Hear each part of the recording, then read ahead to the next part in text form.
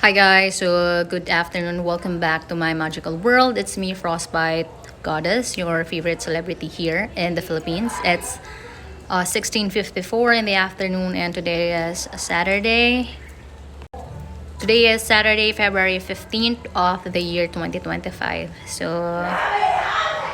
ingay ng aking mga people right there. So, mag-film na tayo habang wala pa yung iba. So, we're on to page, dali lang. We're on to page 163 and 164 of the book Mastery. So, listen up kasi wala lang. Anig kayo sa akin, guys. So, quickly, however, he moved past this emotional stage and began to use these attacks for his own purpose. They forced him to make sure everything he wrote was airtight. They made him rethink and strengthen his argument.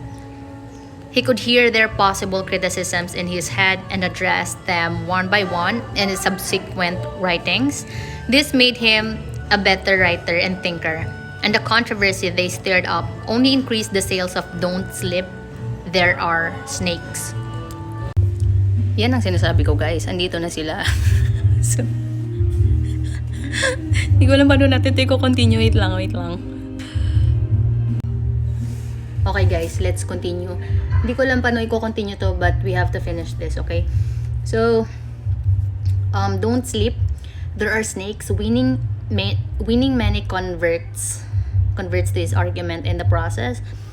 In the end, he came to welcome the attacks of his enemies for how much they had improved his work and toughened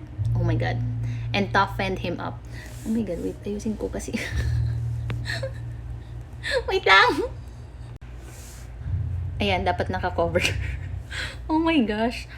So, in the course of life, you will be continually encountering fools. Okay? So, there are simply too many to avoid. We can classify people as fools by the following rubric.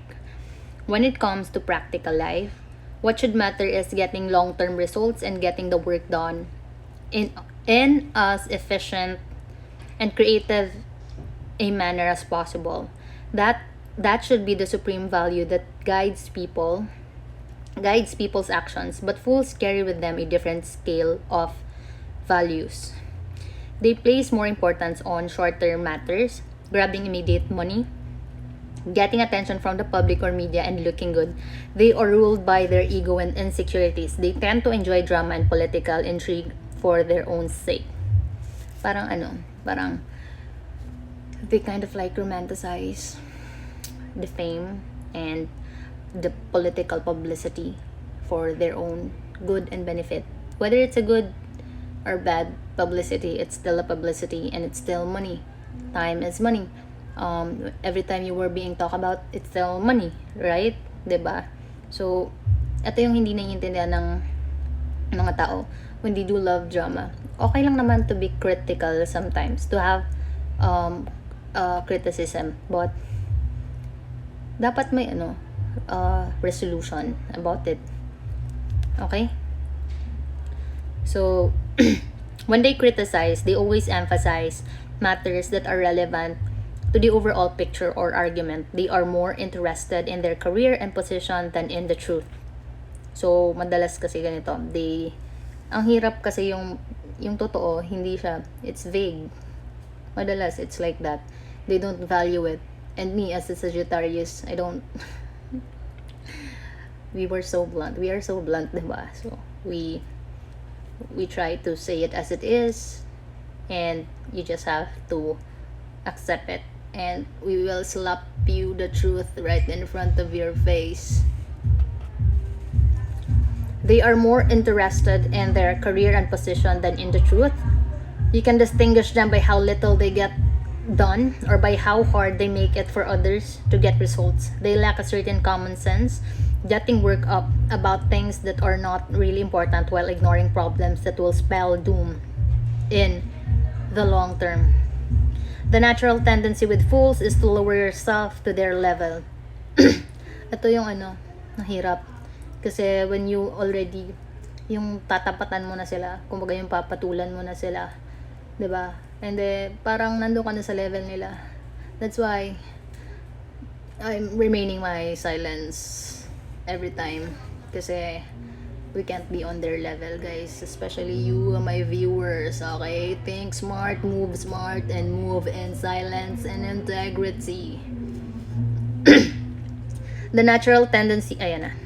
They annoy you, get under your skin, and draw you into a battle. In the process, you feel petty and confused. You lose a sense of what is really important. You can't win an argument or get them to see your side or change their behavior because rationality and results don't matter to them. Kasi nga, they are they are motivated by greed and your personal gains. 'Diba? So, iniiwasan natin yung mga ganong type ng humans. But unfortunately, we will encounter them in real life, in school, in work, in business. So, you really have to move smart, guys. Because, you simply waste valuable time and emotional energy.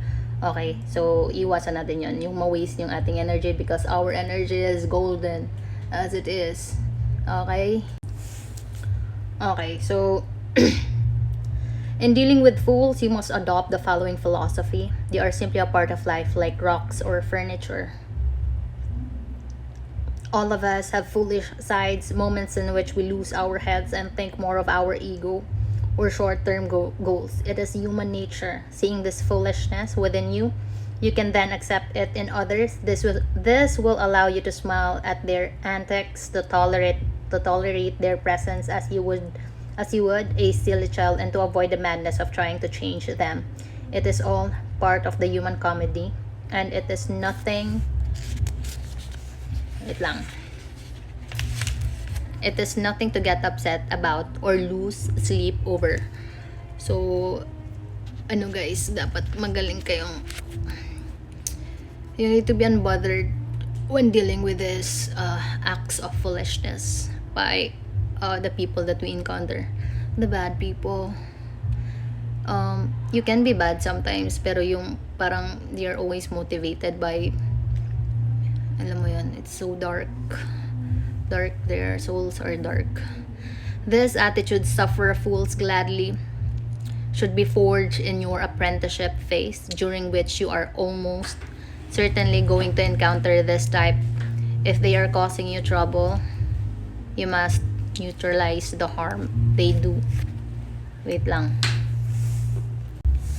Again, you must neutralize the harm they do by keeping a steady eye on your goals and what is important and ignoring them if you can. You can actually ignore them, guys. The best way to do is to ignore them and don't let them get under your skin. Your composure and your reaction is golden and it will always be like that. So, spare yourself from those madness and foolishness by the bad people. Okay? The height of wisdom, however, is to take this even further and to actually exploit their foolishness using them for material for your work as examples of things to avoid, or by looking for ways to turn their actions to your advantage. In this way, their foolishness plays into your hands, helping you achieve the kind of practical results they seem to disdain. We have a subtopic here and we will finish this kasi yung next topic natin is gonna be a new chapter, so we will try to finish it until the very end. Reversal. While studying for his PhD at Harvard University in Computer Science, Paul Graham discovered something about himself. He had a profound distaste for any kind of politicizing or social maneuvering. He was not good at it, and it irritated him to no end to be dragged into situations in which others behave manipulatively.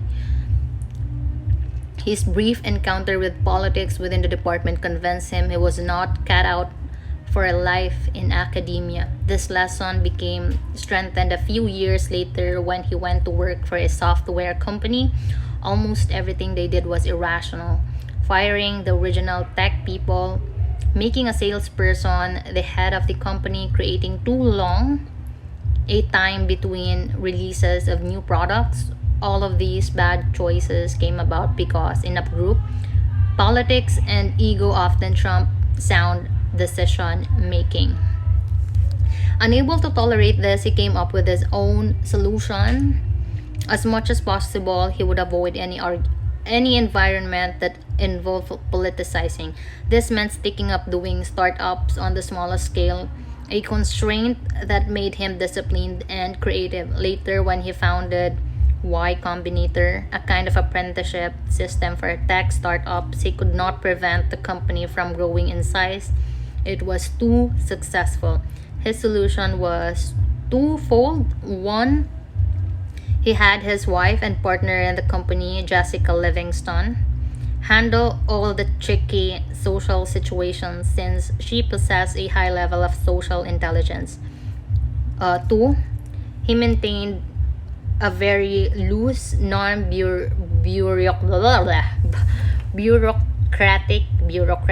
structure to the company. If like Graham, you simply do not have the patience that is required for managing and mastering the more subtle and manipulative sides of human nature, then your best answer is to keep yourself away from those situations as best as possible. This will rule out working in groups larger than a handful of people above a certain number of political considerations inevitably rise to the surface.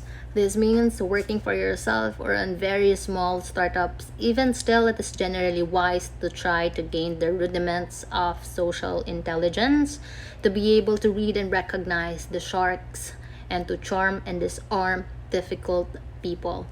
The reason is that no matter how hard you might try to avoid situations that call for such knowledge, the world is one large teeming court of intrigue, and it will inevitably pull you in. Your conscious attempts to opt out of the system will retard your apprenticeship in social intelligence and can make you vulnerable to the worst forms of naivety, with all of the disasters that are likely to ensue.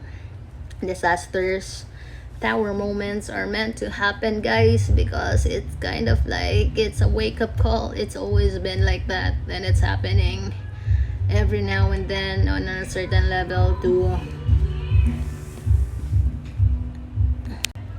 make everyone feel better or to make themselves better. So this is may ano dito saying or like a paragraph shit. Makinig na lang kayo. Wait lang. Okay, we're almost done. Focus on me, guys. So it is a great folly to hope that other men will harmonize with us. I have never hoped this. I have always regarded each man as an independent individual whom I endeavored to understand with all his peculiarities, but from whom I desired no further sympathy. In this way, have I been enabled to converse with every man, and thus alone is produced the knowledge of various characters and the dexterity necessary for the conduct of life. So that was from Johann Wolfgang von Goethe or Goethe or I don't know. My God. Yan guys, natapos na natin ang chapter 4. We're done with chapter 4. And know that I am so proud of you kasi you are still with me after so many ups and downs in our life. Yan. Thank you guys for listening and thank you for helping me make this world a better place for all of us and for the future generation. Let's make this weekend, restful and enjoy our time here on this 3D realm. Okay? I will see you again. Medyo nahihirapan ako guys kasi nakadapa ako. Sige na, magano na kayo. Kumain na. Kain.